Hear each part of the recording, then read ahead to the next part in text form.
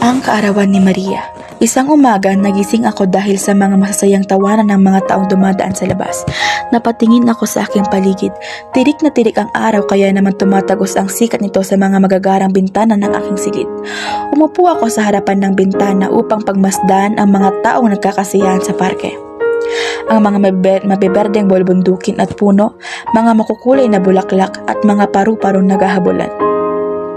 Napangiti na lamang ako sa ganda ng eksena na nagaganap sa harapan ko. Ako si Maria, ang aking ama isang mayamang kontraktor. Nakatira kami sa syudad kung saan ang aming mansyon ay nakatayo sa harap ng sikat na parke. Ngayong araw ng aking ika-12 kaarawan at ngayong umaga ako ay maghahanda upang malanghel ang aking itsura mamayang handaan. Nagsuot ako ng puting bestida na abot sa sahig.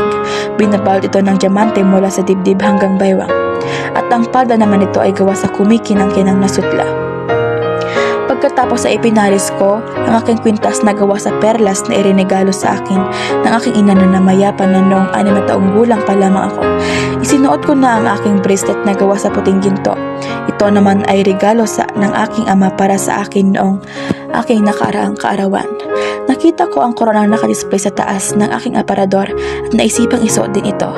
Ito na may napanalunan ko sa isang beauty pageant lang nakaraang linggo lamang.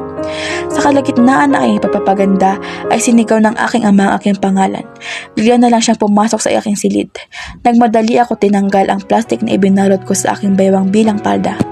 Ang plastic na binalot ko ng salamin upang mamukhang mga diamante para sa itaas na bahagi ng aking bestida. Ang mga maliliit na hugis bolang papel na ginawa kong kwintas. At ang balat na saging na itinali ko sa aking braso. Dahan-dahan ko na rin tinanggal ang koronang ginawa ko mula sa mga maliliit na sanga ng kahoy. Pinatanggal na kasi ito ng aking ama dahil pinapalabas na kami ng gwardya mula sa basurahang tinitirhan namin sa parke.